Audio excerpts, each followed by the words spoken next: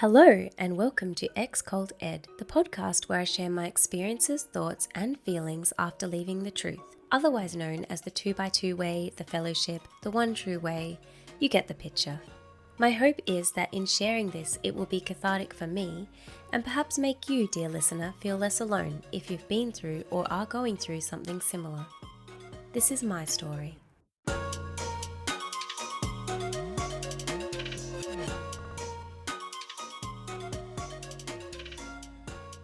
Recently, I've come to the conclusion that sometimes without realizing it, I can be way too judgmental. And I don't mean judgmental in thinking I'm better than everyone else, because I definitely don't think that. I mean judgmental in the sense of thinking that anything that wasn't accepted by the cult is dangerous and bad. And often this is subconsciously. It makes sense when you've been raised in a cult where every little decision, including what you put on when you get out of bed, has eternal consequences. I mean, your morality is shown by how long your skirt is. And if you choose to wear shorts, God help you, you evil sinner woman. By that logic though, of course it was ingrained in us to judge people at first glance. I can't imagine if cult me saw me today. Hair down, makeup, shorts, jewelry, midriff showing. All that's missing is the giant Satan tattoo on my forehead. Cult me would never have been friends with me now. Cult me would have judged the heck out of me and thought I was a dangerous and promiscuous individual. And I'm hardly that at all, even by any normal standards. In the cult, we judged ourselves very harshly, and in doing so, we projected that judgment onto others as well. If they weren't living to our standards, they were bad or just unsaved. I talk a lot about how we saw things as black and white in the cult, and I thought coming out of it would automatically free me from that. But recently, I had a few conversations that made me realize I'm still holding on to a lot of unfounded beliefs about the world and people in it. I know I have a lot to unlearn, but it's also hard to know what to unlearn when you don't even realize you're holding on to it. When I think about it, it makes complete sense that I would still have a lot of black and white views that were taught to me growing up. Seeing the world in black and white is a great form of mind control because it makes it so easy for things to be simply good or evil, right or wrong. And anything that wasn't accepted by the cult was wrong, evil, dangerous, all the bad and extreme words. And honestly, it's hard to figure out that you're carrying those beliefs because they're so ingrained in you. For example, I used to think people with tattoos were inherently bad people until I became friends with many people who have tattoos and realized they don't have any connection at all to a person's character traits. I also held the same assumptions about so many things. In fact, I guess in a way we all do. Our brains are so efficient at finding patterns and putting things in boxes that we do it every day without thinking. When we meet people, we have a gut feeling about them, which I think is based on all of our past experiences that we then use to assign the label of good or bad to a person. I mean, it's not like we're analyzing the world for dangerous predators anymore, but we are analyzing people for intent. So if we've been previously hurt by someone with blonde hair, for example, then perhaps our brains will make us feel more wary of people with blonde hair. The weird thing is with the cult though, I was never hurt by anyone with tattoos, but I had been brought up to believe that tattoos were bad.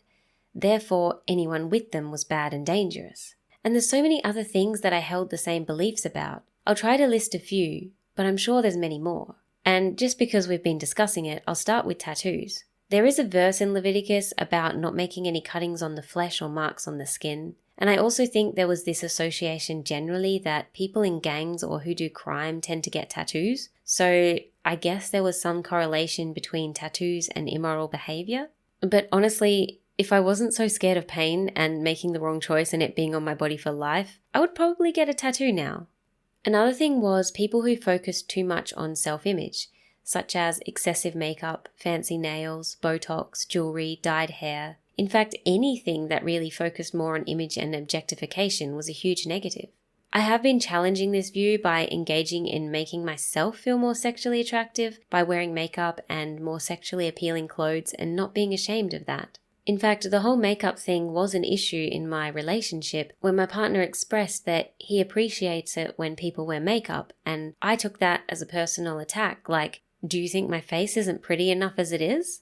Why should I wear makeup? And I realized that I was holding on to this view that trying to alter or enhance my self-image was a bad thing. In his view, makeup was just like putting on clothes. It's just another thing you do in the morning. And I know for myself when I get dressed, I like to wear clothes that make me look good. So in that same vein, makeup is something you put on your face to make it look good. And I guess I just struggled with contrasting that with my view that I should be pretty enough as I am, and wearing makeup somehow meant that my face wasn't good enough. But then I guess by the same logic, wearing clothes means our bodies aren't good enough? No, I don't know. I don't know where I'm going with that. I'm still honestly working out my views on makeup. It's something that I've started trying this year, and I'm still yet to make up my mind. I assume that our views on makeup in the cult were to do with not focusing too much on outward beauty, because this was seen as vanity and unnecessary and perhaps created too much temptation for the opposite sex. I don't know, I only say that because I was told once that females should not wear skirts with slits too high in them because it would tempt the brother workers. I don't actually remember being told exactly why makeup was bad. I just know it was bad. I honestly think a lot of women in the cult wore makeup discreetly and just didn't say anything about it. If there was a story about makeup, it probably would have gone something like, there once was a woman who was unhappy with the face that God had given her. So she went and spent all of her husband's gold to put shit on her face. Then other men liked her and she left her husband desolate and spent all their money to keep her face beautiful with more shit. But God was displeased that she mocked his creation this way. So one day, a massive hole opened up in the ground and out popped a whale that swallowed her up and took her to the depths of hell until she promised never to wear makeup again. And then the whale spat her up, but just so she learned her lesson, her face was forever covered in whale sludge, or whatever it is that whales have in their stomach. Okay, I've gotten a bit sidetracked with whales here. But this is why wearing makeup is so dangerous, because you don't want to get eaten by a ground whale. Anyway, moving on. Another thing was sex.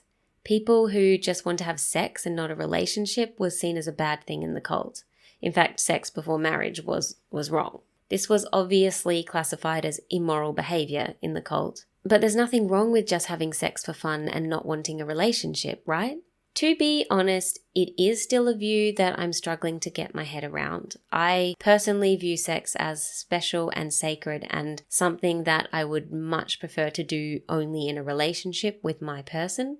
But I am working very hard on not putting that same judgment on other people and how they choose to live their lives. I've tried to figure out why sex before marriage or promiscuity was so bad in the cult. I definitely feel like there was a lot more pressure on women to not have sex, which sort of feels similar to the way things are outside the cult in general society too.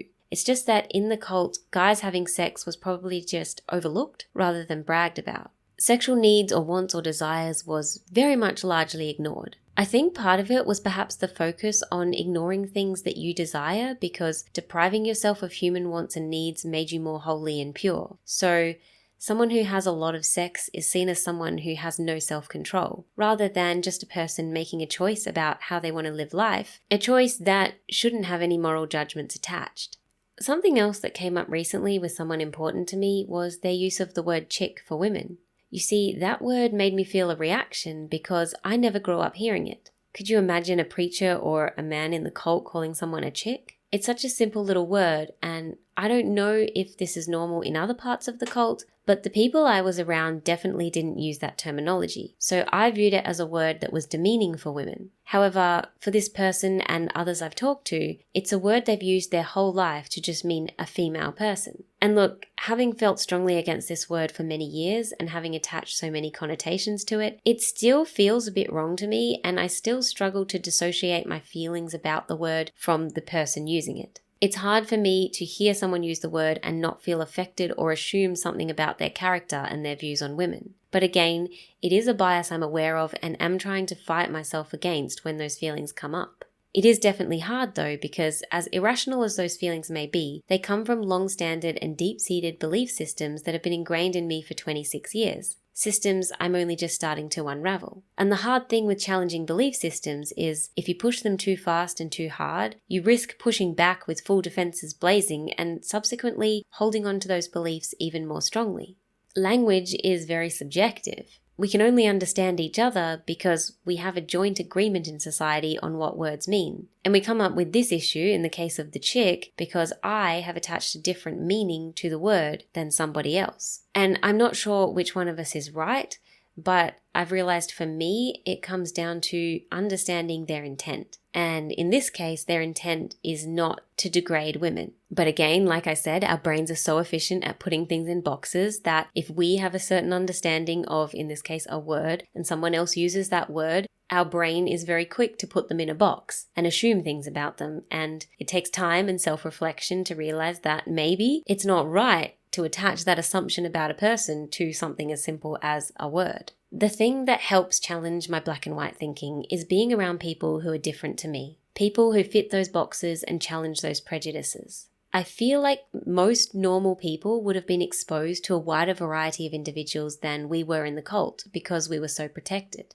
And it was so constantly reinforced that the world was bad and anything worldly was bad and dangerous. Until I meet people who challenge those stereotypes, I somewhat still hold on to them. And here I was thinking I was an insightful, self-reflective, good person. And you know what's funny? When I realized that I hold some stereotypes that aren't true and that I am still judgmental, I immediately attacked myself and went down the "I'm a terrible person, how could anyone love me" route. I immediately judged myself. I thought I was good and suddenly I was bad. I couldn't even put myself in a grey area and be like, hold on, this might not be true, but it's not my fault and it's something I can do something about and be a good person. But no, I immediately went to, that's bad, that's it, it's over, I'm done, I'm evil, see you in hell. So now that I've calmed down a bit and got myself into the grey area, what am I doing to combat this black and white thinking? Well, I'm trying to recognize it when it comes up. I'm trying to consciously be less judgmental. It is hard because you have to actually catch yourself in your bias. For example, when I see a person who appears a certain way, I assume something about them and then assume that we wouldn't have much in common and wouldn't be friends. This means I don't put in a lot of effort to connect with them, and it creates a self-fulfilling prophecy that further reinforces my cognitive biases. So what I'm actively trying to do is engage with people that I normally wouldn't, people who I'd normally make assumptions about. I mean, I have dark skin and I hate it when people make racist assumptions. And here I am making cultist assumptions about people simply for existing. We humans have a fear of the unknown and we tend to regard those who are different as dangerous. And I don't want to be one of those. So just because somebody smokes, for example, doesn't mean that we have nothing in common. Even if people make life choices that are different to what I would make, it doesn't make them a bad person that I couldn't get along with. I know I definitely need to give more people the benefit of the doubt and experience more viewpoints and not just discover the grey in between the black and white, but the whole goddamn rainbow. Seriously, why does it have to be grey? That makes it sound so boring. But the whole range of complexity in people in the world is actually so interesting. I don't think I'm going to find my people in the grey zone. So I'm off to find my rainbow people. The ones who are good and bad, happy and sad. The whole host of complexity that makes us human. And hopefully I can learn from them. Thank you so much for listening to this podcast. I really appreciate you. If you'd like to reach out, ask any questions, vent, say whatever you need to say, even if that's getting annoyed about something I've said, email me at exculted@gmail.com. That's exculted@gmail.com. And always remember, you can walk your own way, speak your own truth, and live your own life. Bye!